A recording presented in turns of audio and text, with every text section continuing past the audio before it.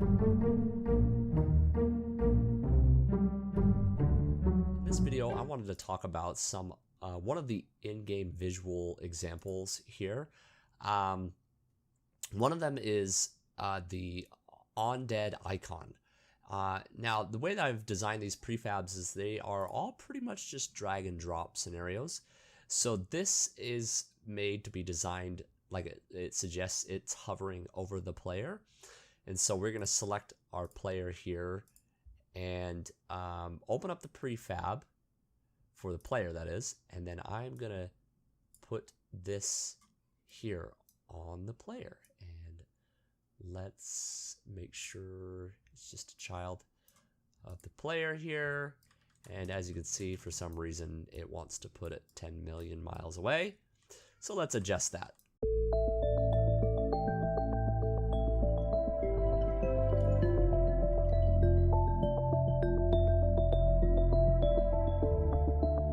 Okay, so with that placed where I want it, now we can have a look at what this component is made up of. And as you can see, it's very, very, very simple. There's simply just an image here with a canvas renderer. And then there are two major components along with your classic canvas stuff there. One of them is by Invector. It's called the Vlookup Camera. And all that does is it will rotate this object to look at the currently active camera. And then the next one is the player name bar. This player name bar is also made use of in this name bar here, which we'll look at next. But all this does is it has a couple of options here. It says, hey, I want to display this, but only display yours on death.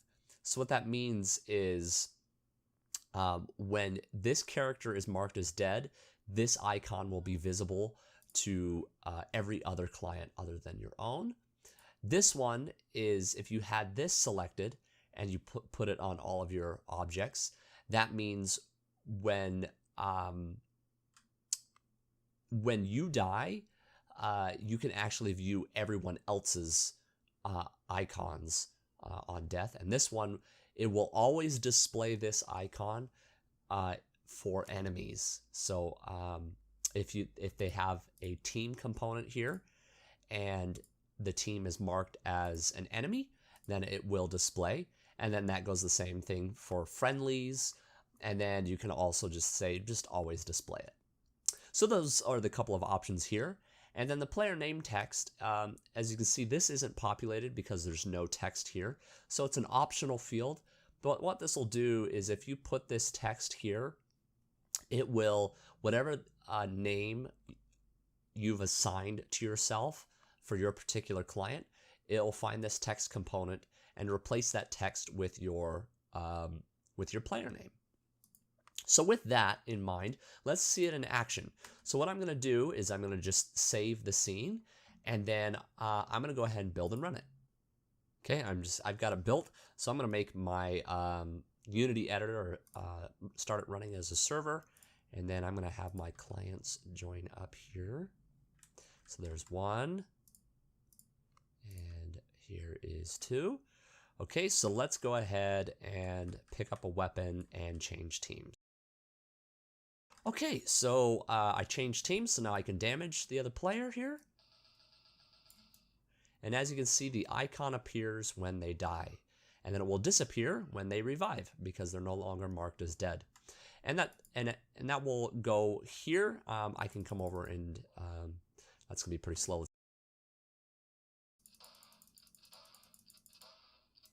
So there you go. So you see it for this screen here, but you don't see it for the other screen because the icon will only appear for the player that has died.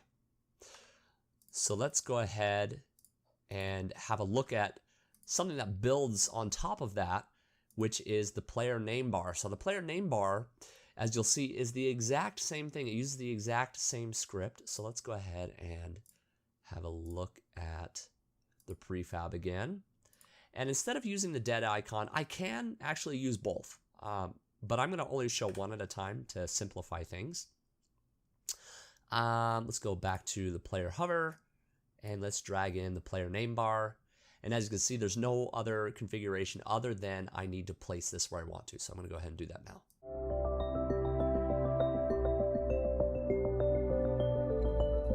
Okay, so I've got the player name bar placed, and as you can see, it just says player name goes here. This will be replaced with the actual player name. And now I've done actually a couple of nice things here for you. So this avatar can be replaced with your own custom avatar, and you can do that. You can write your own custom script to automatically replace that. I may do that in the future with this package, but it's currently not pre-built for you at the moment. And then this current outer ring right here will change colors according to the team that is currently on. So let's have a look at all that. So again, the Vlookup Camera, so that will rotate this object so it always is looking at the current active camera.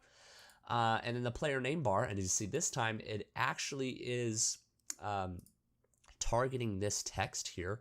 So it will replace that text with my player name, and then I have the display option on as always.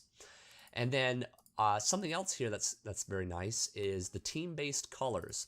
So if I open this up, I have a blue team and a red team with their corresponding colors that I want. So if you're on team blue, this outer ring will show as blue. If you're on red, this outer ring will show as red.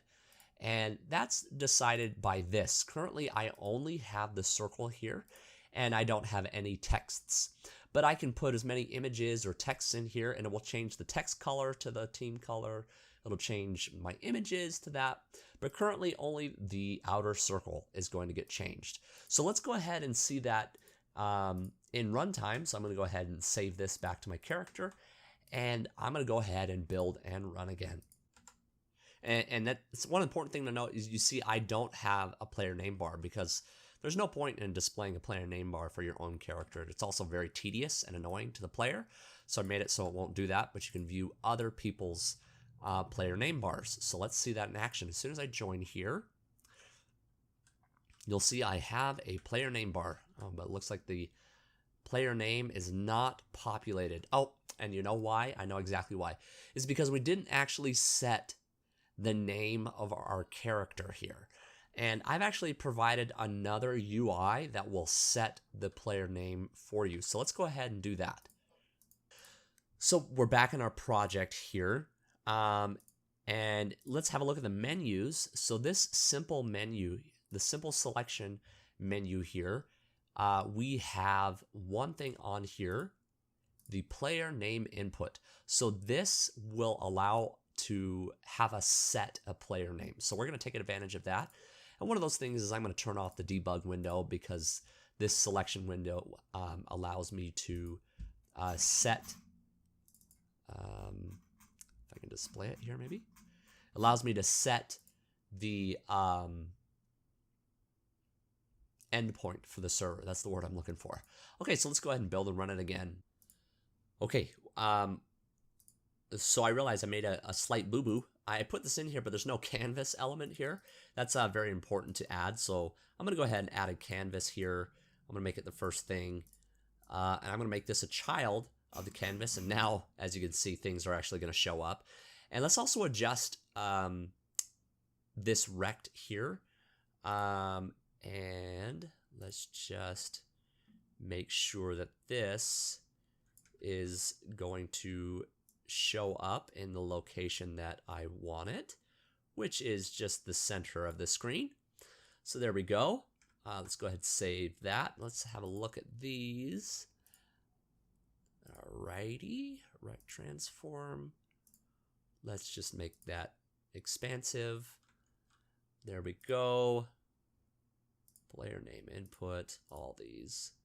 Okay. All right. So that's what I want.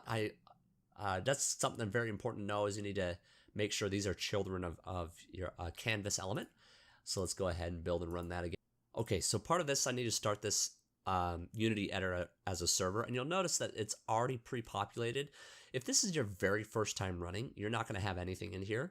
This is pre-populated because I've already put a name in here, saved it, closed the program, and I reopened it, and it looks at the player prefs, and it realizes I have already opened this application with this name, so it will actually populate that name for me.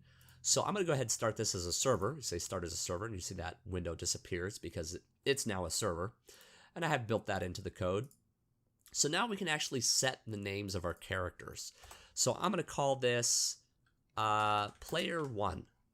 Confirm, and I want to connect to localhost because that's where I'm running. And there I am connected. Okay, let's go to this other player and let's say special player. Sure. Confirm. Let's go to localhost, join the server.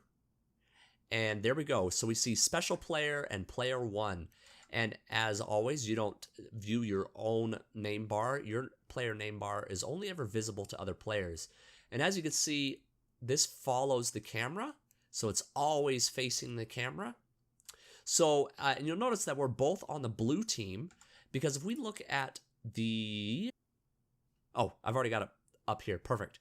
So if we look at the network manager, you'll see that the character team, it just has a hard-coded value here to blue. And so when you join, if you don't specify a team, it's going to just default you to the blue team. And obviously that's fully modified. That's be completely modified.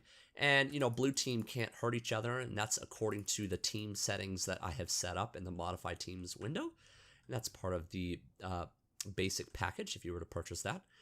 And you'll see it immediately switches over to red now that I'm on the red team, and we can hurt each other. And so let's say I don't want to hurt each other again. So let's come over to here and switch over to the red team. And again, we can't hurt each other because of those team settings. So you can see how you can take advantage of multiple elements to combine them into things that you might need to use.